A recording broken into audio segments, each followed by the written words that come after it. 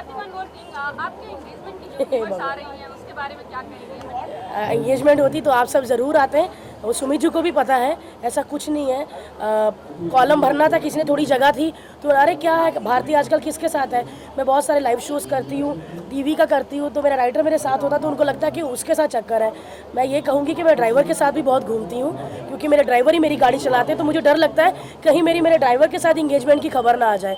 तो भारती इतनी बिंदास लड़की, आपने किसी में भी शो में देखा होगा, फ्लर्ट करना चाहे अमिताभ बच्चन जी हो या रणबीर कपूर हो, मैं मुंह पे करती हूँ। और भारती अपनी इंगेजमेंट की बात छुपाएगी, ऐसा तो हो ही नहीं सकता। कुछ लोग बोलते हैं कि आप फेमस होने के लिए कर रहे हैं, तो भाई मैं फेमस बहुत हूँ, मुझे फेमस होने के लिए कोई स्टंट करने की ज़रूरत नहीं। क्यों सुमित, सही कहा ना? तो ताली किसने मारनी थी फिर? अभी इतना गंभीर भाषण दिया। गंभीर पर मुझे बहुत गुस्सा था जब मुझे फ़ोन करते, अरे आपकी एंगेजमेंट होगी आप आई नहीं। तो मैं कहती हूँ भारती भाई अभी ख़त्म हुई है, थके हुए हैं, बाद में बात करना। तो ये जब हुई ही नहीं तो भाई क्यों करूँ, होगी तो सबको बुलाऊंगी, आप सब आना, खाना खाकर जाना।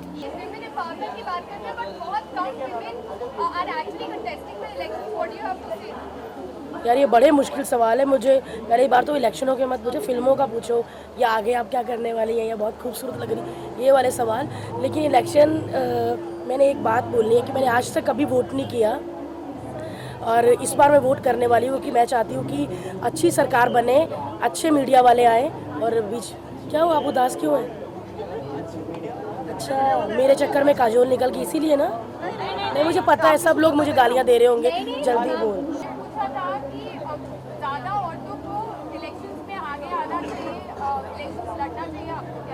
बिल्कुल, औरतें अगर अच्छा घर चला सकती हैं तो अच्छा घर भी, मतलब देश भी चला सकती हैं, और अच्छी गाड़ी नहीं चला सकती। क्योंकि मैं खुद जब गाड़ी में जा रही होती, मेरा ड्राइवर चला रहा था, तो आगे कितनी सारी औरतें होती जो एकदम से ब्रेक लगा देती हैं। मुझे बहुत डर लगता है कि मेरी इतनी महंगी गाड़ी कहीं ठुक ना जाए। मैं चाहती हूँ कि यंग लोगों को बहुत मौका मिलना चाहिए, चाहे वो लड़का हो चाहे लड़की हो, क्योंकि मुझे लगता है कि नई सोच ही हमें आगे बढ़ा सकती है।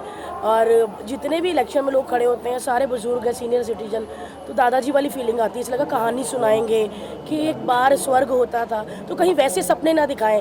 तो मैं चाहती हूँ कि यंग लोगों को बहुत मौका मिलना चाहिए। आपको अवसर मिला तो आप इलेक्शन लड़ेंगी?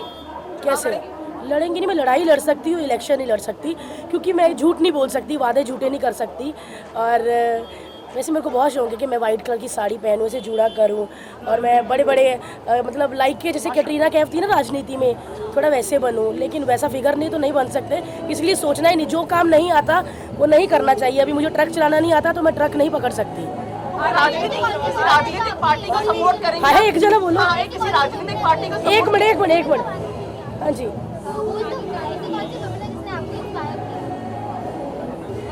किसने? मेरी मम्मी ने भी, मेरी मम्मी ने बहुत इंस्पायर किया है। उन्होंने 3 मोटे मोटे बच्चे पाले हैं कि ना बिना हस्बैंड के, तो मैं उनसे बहुत इंस्पायर।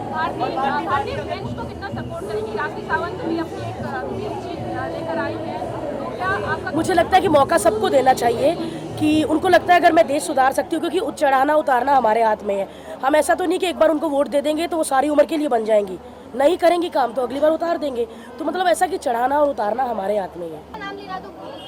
रेमो, अरे जो काम कर रहे हैं उसमें अभी नारी शक्ति है ना, तो नारी शक्ति अभी तो अवार्ड मिलेगा तो फिर रेमो को भी। जी, नारी शक्ति की बात कर रहे हैं, आपसे जनरल नॉलेज सवाल पूछना चाहूंगा। इंडिया की सबसे पहली लेडी आईपीएस ऑफिसर कौन? किरण बेदी जी। और भारत की पहली स्टैंड अप कॉमेडियन थी भारती सिंह, है ना, कॉमेडी सर्कस में आते हैं वो। थैंक यू, नमस्कार। है ये मेरा ही बंदा है, मैंने इसको बोला था कि ऐसा सवाल पूछना कि मैं इंटेलिजेंट साबित हूँ। थैंक यू, आपका पैसा आपको पहुँच जाएगा।